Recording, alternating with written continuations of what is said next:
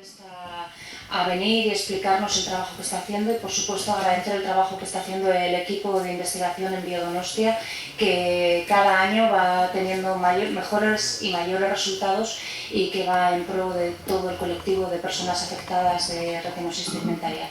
Y nada, sin más, le cedo la palabra para que nos cuente qué ha hecho durante el 2016 y cuáles son sus planes para el 2017. Gracias. Después de otro accidente, la buena noticia es que la charla que tenía presentada en mente no era demasiado larga y yo creo que seré breve. Nada, agradeceros muchísimo vuestro apoyo un año más, gracias Chia por tus palabras tan amables y os venía a contar un poco eso, lo que ha sido un poco este año. Os voy a hacer un pequeño resumen de los hallazgos en cuanto a la genética y al diagnóstico, que es lo que igual más interés podéis tener, lógicamente, pero este año también quería hablaros un poco de un proyecto que lleva mucho tiempo dándonos mucho trabajo en el laboratorio y que es un poco el resumen de lo que va a ser dentro de poco ya la tesis doctoral de Andrena Sagasti, al que habéis tenido también ocasión de conocer alguna vez, y que es una tesis basada mucho que se basa en modelos animales, en un modelo de ratón de retinosis pigmentaria. Y tampoco os quiero entrar en muchos detalles, es un análisis muy complejo y simplemente os quiero dar unas pinceladas de un poco hacia dónde va, lo que hemos obtenido y lo que pensamos un poco que puede dar lugar. Y sin más, os invito a contar un poco, voy a tratar un poco esto de las búsquedas de mutaciones que hemos venido realizando, os daré un pequeño resumen más que nada porque es un poco en la línea de lo que os he venido diciendo otros años y no quería tampoco ser muy reiterativo. Y os haré un resumen de los hallazgos que tenemos hasta la fecha y luego ya pasaré enseguida a hablaros un poco del modelo de ratón que estamos utilizando, un poco con qué idea y cuáles son un poco los resultados así que tenemos hasta el momento. Entonces, bueno, el resumen un poco con respecto a 2 años es que tenemos ya reclutados 553 pacientes, de los cuales hay 237 afectos y de ellos son índices, o el caso de la familia que miramos primero, son 191. Hasta la fecha tenemos resueltos un 60 pacientes, que viene a ser un 31, más de un 31% de los casos. Y si ya pasamos al número de índices resueltos, pues esta cifra siempre es un poco mayor y sería un torno a un 37%. Es muy significativo también en la gran labor que estáis haciendo en la asociación, que se ve reflejado en que el año pasado ha sido algo bastante increíble, que no sé si me ha dicho Cristina, el último dato que tengo es en torno a 60 nuevos casos solo en un año que han ido llegando a nuestro laboratorio y sobre todo y principalmente vía la asociación que ha puesto en contacto con Cristina a muchísimos pacientes incluso de otras provincias, de Vizcaya y de Álava este año. Entonces, esa ha sido como siempre espectacular la subida. Entonces, esto significa que ahora mismo tenemos en torno a unos 70 nuevos casos que están siendo analizados ahora mismo. Y de los cuales me voy a presentar. ¿Se me oye? No, peor. Bueno.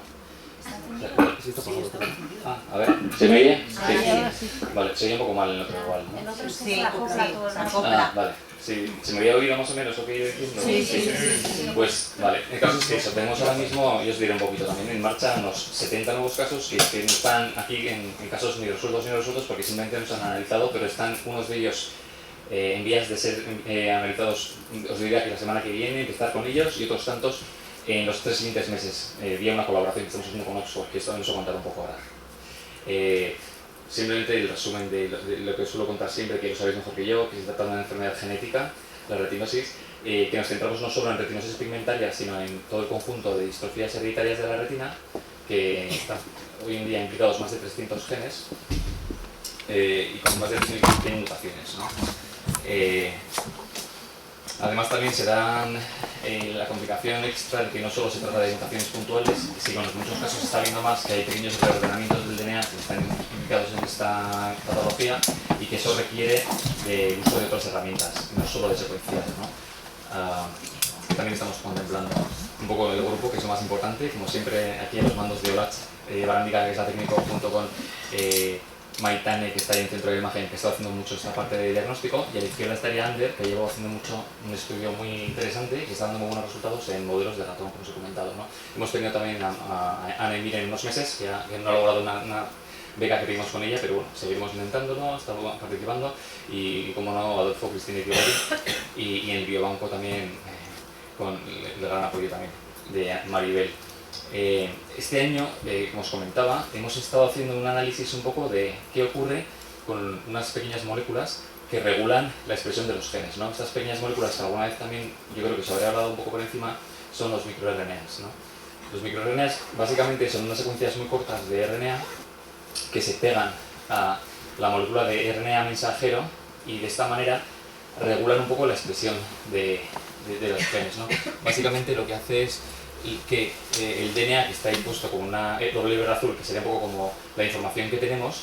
se tiene que transformar en las proteínas, que son pues todo lo que se expresa en nuestro organismo, ¿no? Tanto una enzima como el color del pelo o como la estatura. Para que pase la información del DNA a la proteína tiene que haber una mediación, un mensajero que lleve esta información, que es el RNA mensajero, ¿no? Entonces microRNAs estarían aquí en verde y formarían un papel de regular, y que no todo este RNA que se está transcribiendo del DNA pase a formar parte de proteínas, sino que hay una parte que viene bien, se bloquea o no llega a ser traducida a proteínas. Es una especie de, sobre todo son represores, pero es una cosa más compleja que eso, pero básicamente pensarlo que es como una especie de represor, y muchos de los RNAs que igual en un momento dado no tienen que dar lugar a una proteína, pues ahí están los microRNAs interfiriendo un poco. Y nosotros estamos jugando un poco con el análisis basados en la siguiente hipótesis, que es que pensamos que hay una alteración en la expresión de algún grupo de microRNAs que está involucrada en la retinosis pigmentaria mediante la regulación de la expresión de genes que son clave tanto en el desarrollo o en la evolución de la degeneración retiniana, ¿no? Y para ello estamos utilizando un modelo de ratón que alguna vez ya os he hablado. Está basada en mutaciones en un gen que es un gen bastante frecuente y que es homólogo a algunos de los pacientes, que es el gen PD6B, que es la fosfodiesterasa. Es un gen específico de los fotorreceptores y que su alteración básicamente lo que produce es un desequilibrio en la homeostasis del calcio intracelular, y parece que hay una entrada masiva de calcio que deriva en la muerte de los fotorreceptores, ¿no? Por un proceso que se llama apoptosis. Entonces la apoptosis es un proceso de muerte controlada que en principio suele ser beneficiosa y suele ser un mecanismo que emplean los organismos para que se mueran unas cuantas células en pro de que no se muera el resto del organismo, ¿no? En este caso, cuando el organismo parece que detecta que hay una malfunción en los fotorreceptores, entra en funcionamiento un mecanismo controlado de autodestrucción de las células, que empieza por un proceso de fragmentación del DNA. En esta técnica que estamos empleando y en esta diapo lo que quería veros es poneros una imagen de una retina de ratón, del modelo que tenemos del RD10, que hemos detectado que a día 16, aquí están puestos un poco los días arriba de la diapositiva, no sé si el ratón... Vale. Bueno, aquí estaría el día 16, como podéis ver, empiezan a haber células que aparecen marcadas en color verde, que serían los núcleos de los fotorreceptores,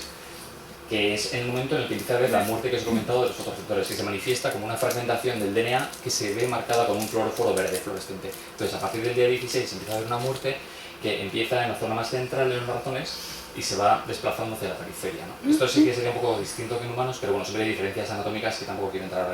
en detalle entre ratón y humano, pero aquí sería un poco la muerte central de los bastones y se iría propagando hacia la zona más periférica. Entonces lo que hemos hecho ha sido primero un análisis muy detallado de este proceso para poder analizar un poco qué diferencias puede haber en la expresión de algunos microRNAs justo antes de que empiece a haber nada de muerte, estos días previos, de día 15 y antes, en los que no hay ninguna manifestación aparente de apoptosis o muerte de fotorreceptores, y justo después. Y haciendo una comparación esto también con ratones controles, ¿no? Que no tienen la mutación. Hemos hecho una comparativa de la expresión no solo de los microRNAs, pero también de los mensajeros que son diana, es decir, que se pegan a estos micros, ¿vale? Para que poder hacer una especie de red de análisis bastante compleja de interacción entre mensajero y microRNA,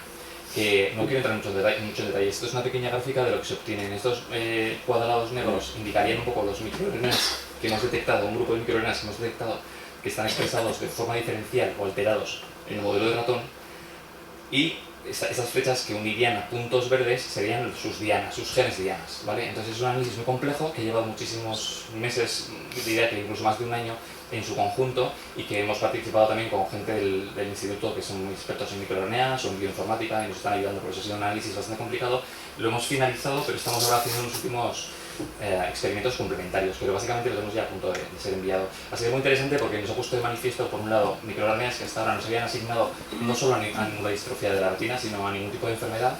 Y luego también, de forma aún más interesante si cabe, es que hemos visto dianas potenciales de genes que tampoco habían sido descritos como directamente implicados en la retinosis, pero sí que estaban implicados en otras enfermedades inflamatorias o enfermedades neurodegenerativas. Entonces nos dan pistas a que realmente sí que estamos viendo algo que puede tener una implicación. Tenemos que aún que desgranar un poco si se trata más de una causa o una consecuencia, pero para eso hemos hecho también un experimento muy detallado y queremos que demos buenas pistas para saber si unos microRNAs pueden estar más implicados quizás en el origen o en la causa, y quizás otros en mecanismos compensatorios o en una especie de mecanismo de defensa, ¿no?, de la enfermedad. Entonces, bueno, para abrir un poco vías,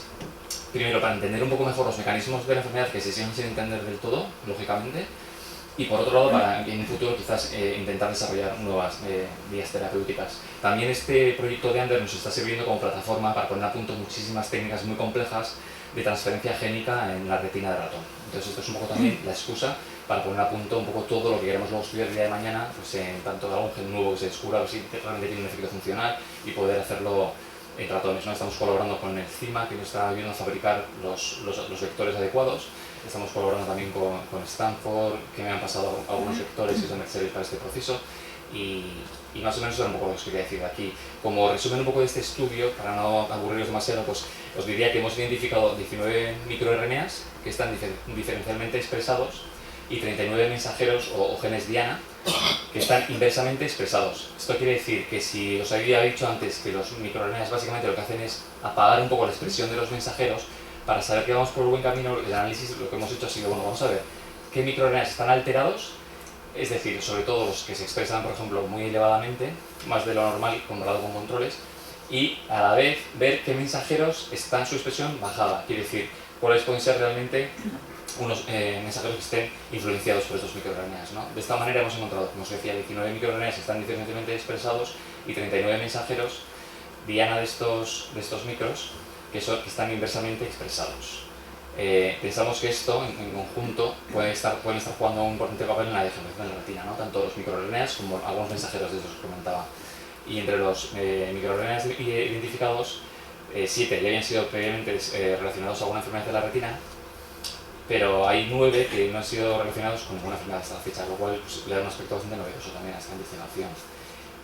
La identificación de microRNAs relacionados con la enfermedad y la consiguiente alteración en la expresión genética contribuirá a nuestra comprensión de la etiología de la evolución de la degeneración retinal que ocurre en la retinosis pigmentaria. Y ya siendo más optimistas, quizás puede contribuir, ¿no?, el día de mañana, aunque esto está muy lejos, a poder igual complementar algún tipo de terapia, ¿no? Eso está un poco por ver. Entonces, como otros logros del grupo que hemos conseguido a lo largo de este año, os diría que, bueno, hemos recibido la acreditación, he recibido por parte del Instituto Carlos III la acreditación como investigador nivel CERVEC tipo 2. Hemos conseguido también una beca de investigación de la Fundación Mutua Madrileña, que son muy competitivas, a través de Cristina Irigoyen. Hemos participado también en proyectos de liberación de facultativo de Cristina y también una bottom-up, que ambos nos han servido para que Cristina se pudiera incorporar un poco más y desarrollar su tesis doctoral con nosotros, y para que también pudiéramos conseguir un electroretinograma, que es muy importante, ¿no?, para la clínica, que era una de las partes que nos faltaba, ¿no? Entonces eso ha sido todo un hito también este año. Y otra de las cosas es que hemos podido publicar 4 artículos bastante interesantes en revistas de investigación, y 2 de ellos están directamente relacionados con distrofías hereditarias de la retina, como están ahí, ¿no? Uno de ellos fue publicado en una revista de bastante impacto y como Scientific Reports,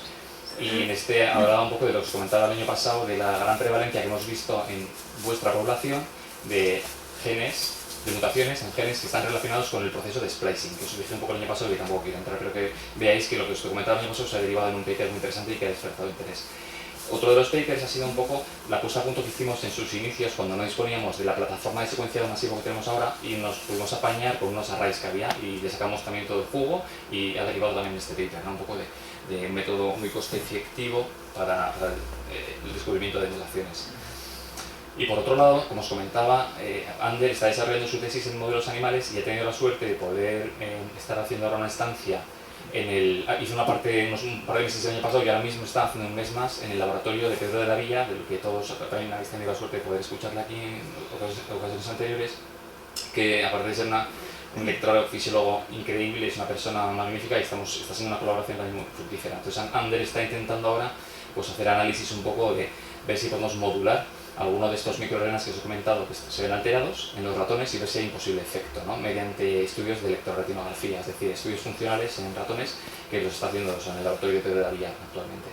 Por otro lado, también hemos tenido la suerte de contactar con un grupo de Stanford, de la doctora Stephanie Halford, que es un grupo que se encuentra relativamente cercano al grupo de Robert McLaren, que todos conoceréis, y que Maitane, a finales de este mes, se va a ir para allá. Va a estar desde finales de, abril, realmente desde finales de este mes, hasta junio, 3 meses de estancia en la que vamos a analizar un grupo de 10 muestras que hemos seleccionado por distintos criterios científicos que cumplían requisitos y los hemos priorizado así, pero bueno, tenemos más en la recámara, pero eso nos ha parecido que eran los primeros 10 grupos de muestras que cumplían una serie de criterios para hacer análisis de exomas completos. Entonces nos vamos a poner también a hacer un análisis de muestras que empezarán a finales de mes. Estamos un poco con todos los preparativos, está ya a punto de irse, ¿no? Y un poco los pasos a seguir, como os comentaba, va a ser seguir con el secuenciado masivo analizando el panel de 316 genes que os mostré el año pasado, y ahora mismo acabamos de incluir una muestra de 64 pacientes más que os comentaba un poco antes, que están a punto de ser también ahora mismo enviadas para su secuenciado, y esto a lo largo de los siguientes meses pues seguirán dando lugar a nuevos diagnósticos con un poco de suerte.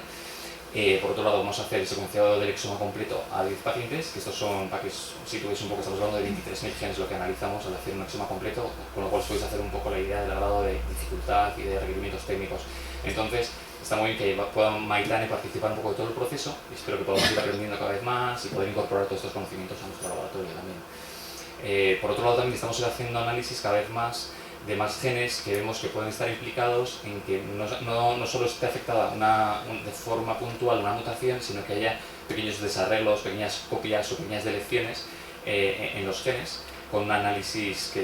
conocido como CNV. ¿De acuerdo? Y por último, estamos avanzando ahora mismo también en estudios de la modulación, como os comentaba, de los microRNAs, en colaboración con el laboratorio de Pedro de la Villa, y que también espero que tener resultados interesantes. Y esto era un poco lo que os quería comentar hoy. Tampoco os quería atiborrar a muchos datos, sino que os iba a dar un poco dónde estábamos y hacia dónde íbamos el año que viene. Y más que nada con la mente un poco en lo que os he dicho y seguir con esta motivación que tenemos. Así que muchas gracias.